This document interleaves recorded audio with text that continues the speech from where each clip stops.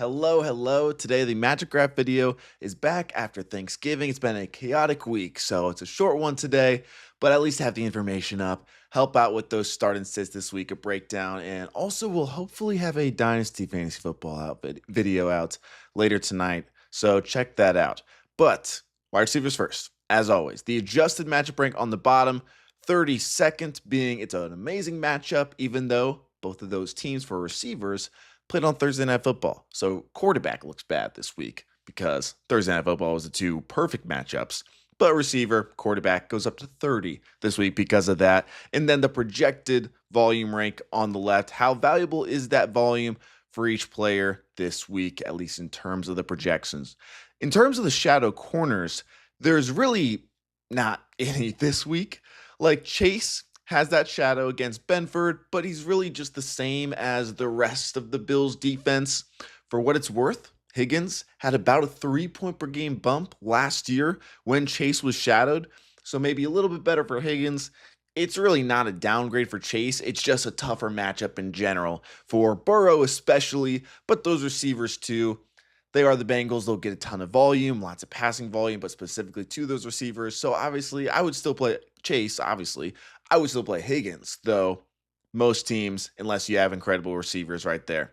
The other receiver, it was going to be Marvin Harrison Jr. Now it will be Michael Wilson. With Marvin Harrison Jr. out, it'll be Michael Wilson with Emmanuel Forbes, who got torched last week. He was playing incredible. Horrible last week. It's one that you're not as scared of. Honestly, that's why I said the shadows don't really matter this week. It's kind of like the Bills. Like the Rams, they have a good pass defense in general. They've been a little bit worse against receivers. So more of a middle of the road matchup for Michael Wilson, I say. But he's the wide receiver one in fantasy with Jacoby Brissett. 2 games, but still. Overall wide receiver one with Brissett in those 2 games, and the overall volume wide receiver one in those 2 games as well. So looking elsewhere, up in this green, Jefferson, it makes him viable just because they're really 32nd against receivers as of late. Washington, it says they're 25th right here as we're going on the season. They were 16th for the first half, then there's 32nd the second half. A lot of that with those corners injured. JJ's back. It's not good, but at least McCarthy is trying. He is throwing it downfield a lot, more than anybody in the NFL, actually, in terms of the percent of his throws going 15-plus yards downfield. He throws it downfield a ton, and that's what Washington specifically has been horrible against. They're 32nd against the explosive pass plays. So for Jefferson, insane talent. He needs one play this week in terms of those explosive plays. I would start him low-end wide receiver 2 for me this week for Jefferson. Maybe that mid-level wide receiver 2, honestly.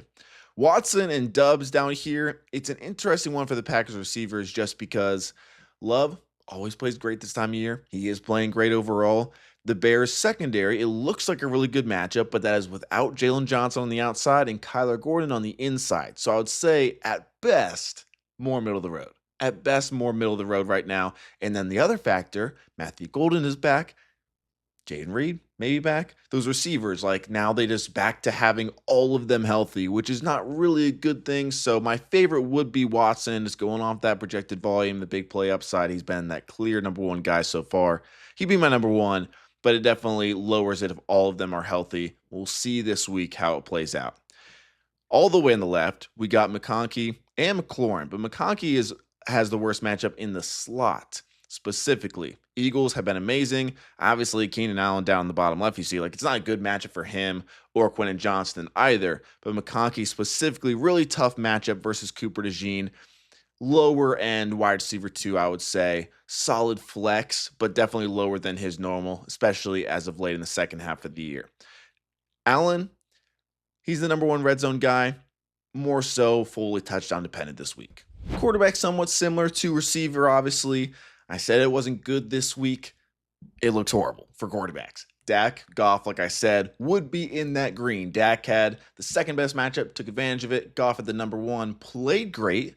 They just had 4 rushing touchdowns, so he didn't have many fantasy points. But Allen, number 1 projected volume, best matchup remaining. That's awesome.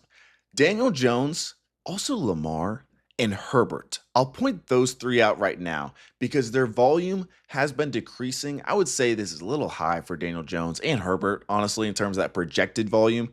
Jones, 2 carries the last 2 weeks. Like if you look in the game log, he has four. One was a quarterback kneel, one was an accidental fumble. So 2 carries. Neither of them have been those design runs. So with that injury, you're just fully relying on the passing production. And that hasn't really been why he's been good this season. Like incredible offense, but it's a ton of running, and then he gets down there in the goal line and has great passing production mixed in with great rushing production in the red zone. If you just have one of them, it definitely lowers for me. Herbert this last month, the passing production in terms of overall, but the volume has fallen off a cliff. I don't expect that to change too much, like I talked about in my video yesterday, just with the offensive line, all that sort of thing. Don't love it for him overall. Week 16 set up well, but the other 3 games a little bit tougher, including this week. Jackson is that other one. In terms of rushing volume, this year, again, injuries, all that sort of stuff, half the amount as it's been the last few years. I wouldn't expect a huge change, although it is a must-win spot at home against the Steelers. He has struggled against the Steelers throughout his career, and Steelers defense has been a little bit better, actually. But the other guys, one more to point out, or 2 more to point out. Stafford right here, I would say it's completely average. So he's in the red. Wouldn't read into that too much. Cardinals basically dead even in terms of the passing fantasy production, 14th in terms of that fantasy points allowed compared to the average. And the volume, it's always going to be low for Stafford, but he's playing at such a high efficiency MVP level. He really only had one bad game last week for the first time this season. In Mahomes, been a top 5 quarterback, averaging off the top of my head, I don't know for sure, I would guess like 23 points per game. How I would suggest this is the Texans, best against quarterbacks, are 5 points per game better than the average. So Mahomes averaging 23, you'd expect based on the matchup to him score about 18. Is that good enough to start in your lineup? That's the question for me. Moving to running backs, I would rank James Cook, or I do have him ranked, pretty high this week. Against the Bengals team, Henry was not the problem. Last week on Thanksgiving, the Bengals defense has been a little bit better as of late, but they still do not have Trey Hendrickson back. That is a huge difference in their run D, which is already bad with Hendrickson. Without him, it gets even worse. James Cook in this Bills offense has been so good in terms of their rushing production. It is that December weather game at home in a big time spot. I think they rely on Cook in terms of his volume, in an amazing matchup in terms of the advantage of this offensive line versus the Bengals defensive line and just this rushing game overall.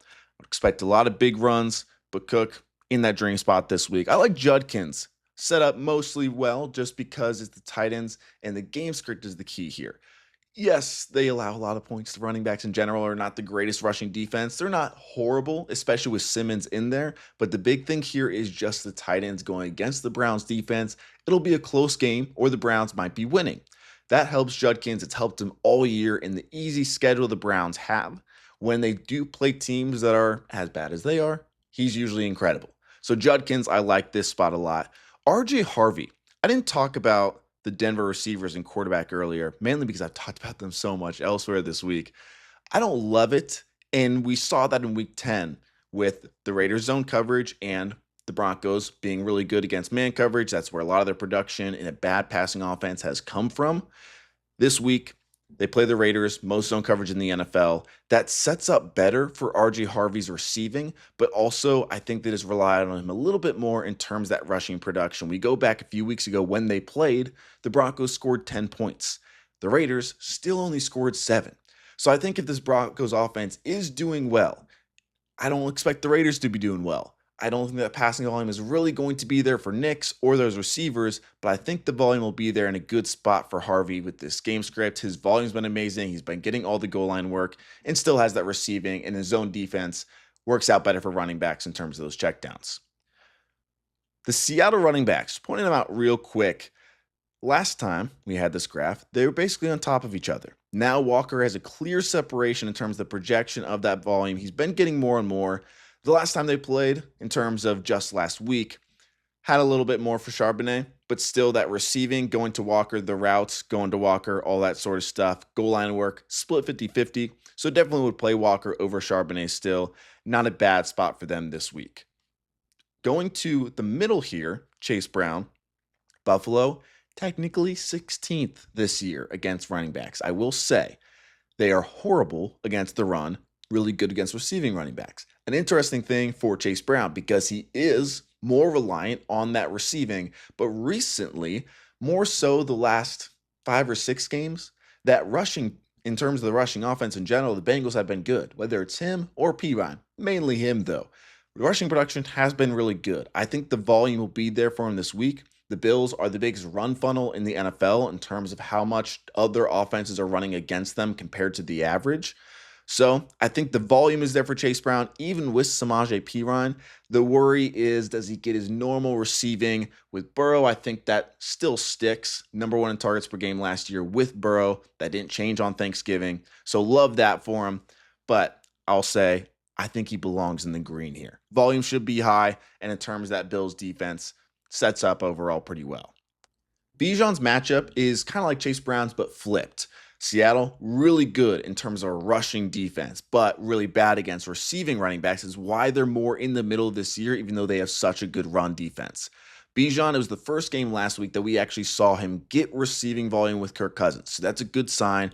I think he needs it this week, and not the greatest matchup overall, but if he can get that receiving, hopefully he can have another like 20-point day. Obviously, you're starting him, but I wouldn't be shocked if we saw that floor game from Bijan this week. And Swift and Monangai down here kind of looking like Seattle used to. Their volume, especially considering their roles, the exact same. Like there's not much that they assign to one guy over the other in terms of the passing game or that goal line work. Swift gets a little bit more in the passing game, but everything is basically split. And a Packers defense playing really well. Great run defense overall. They do lose Wyatt, that defensive tackle, but in terms of Swift and Monangai's floor, I would say pretty scarily low. Like I would guess that one of these guys is going to get like 50 rushing yards, no touchdowns, and 1 catch maybe. And the other does well. It just kind of, who's it going to be? Not really anything that you can predict right now with what we have. But lower floors can still be playable just because of how good they've been and how good that offensive line has been, especially. That's everything I got right now, guys. If you have any comments, questions, concerns, anything like that, let me know. Subscribe to the channel maybe, and I'll see you guys soon.